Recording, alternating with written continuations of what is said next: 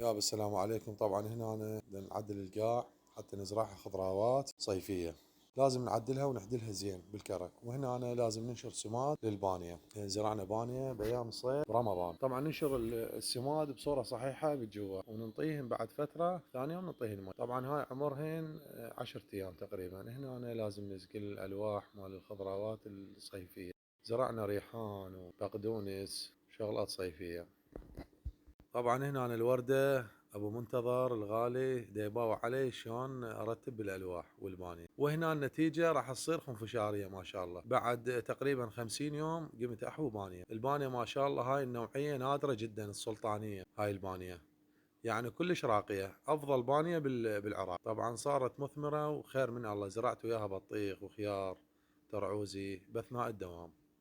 طبعا هنا أنا بأثناء الدوام لازم من أخلص واجب ألتهي بيها، أرتب بيها، أحوي بيها، وتكفي مال وجبتين. أنطر ربعي للأبراج الباقية، الأصدقاء.